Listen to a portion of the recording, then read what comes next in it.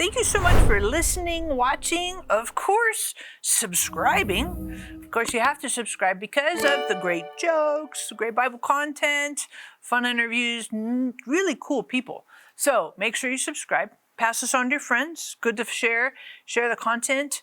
Really stoked about the series that we're doing. But before we jump into that, here is your fantastic joke. I say dripping with sarcasm.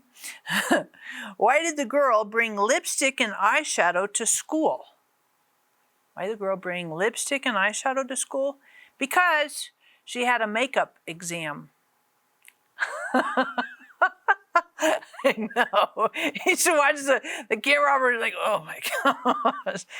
You're not the only one groaning. Everybody groans. That's fine. So let's get on to something a little more encouraging and uplifting in our series, Not So Famous.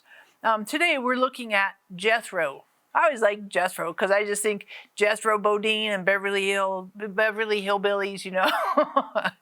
That's always what comes to my mind, Jethro Bodine. However, earlier Jethro in the Bible, we read about in Exodus chapter 3, verse 1, and this is actually Moses' father-in-law. When Moses ran away from Pharaoh, because he had killed the slave master in Egypt, Moses runs to Midian, and he settles down there, and he marries this chick named Zipporah, and her dad is Jethro. Jethro is Moses' father-in-law, and he is not so famous, right? Especially if you compare him to Moses.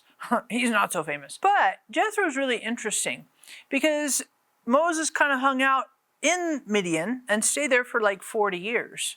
So he settles in, marries Zipporah, has a couple of kids.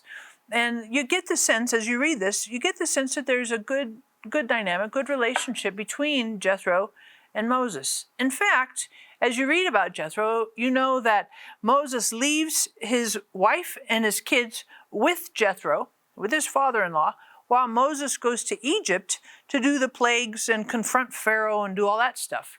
So while Moses is doing all of the plagues and, you know, doing the Passover lamb and the angel of death and all that, and, you know, the Nile turns to blood, Moses' family is hanging out safe and removed from all the tension and conflict and struggle that Moses is going through because Jethro's taking care of them.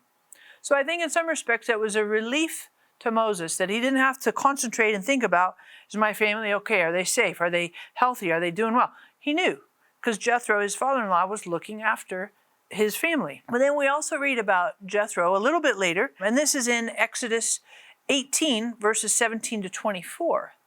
So once Moses had come through all of the conflict and defeating, in essence, Egypt, Moses is out in the wilderness, and Jethro comes and brings his family, brings his boys, his sons, brings his wife, and watches Moses day in and day out try and serve a long line of people having questions and needing answers from Moses.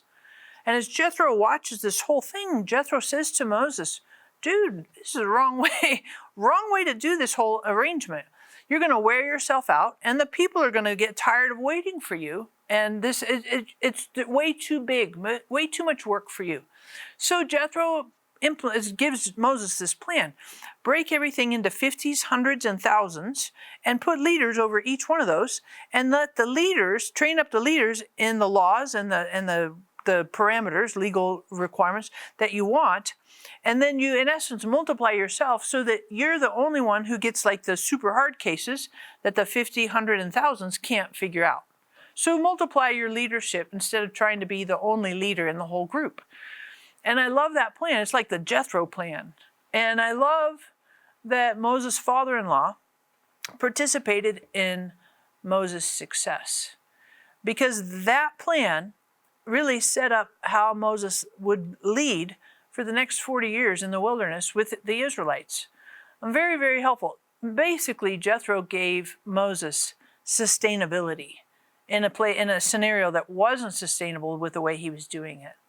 So I think Jethro is really cool to look at. I like listening to him, watching him, and I like seeing the interaction, the dialogue, because sometimes in-laws don't always get the best reputation, but in this scenario, Jethro was a tremendous blessing to Moses. So here's a question for you to think about.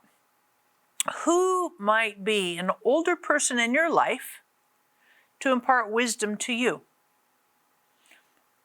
Maybe there's a Jethro that God could use in your life. Or the flip side of it, who could you potentially impart wisdom to? So one person that could be a Jethro in your life, and then maybe you could be a Jethro to somebody else.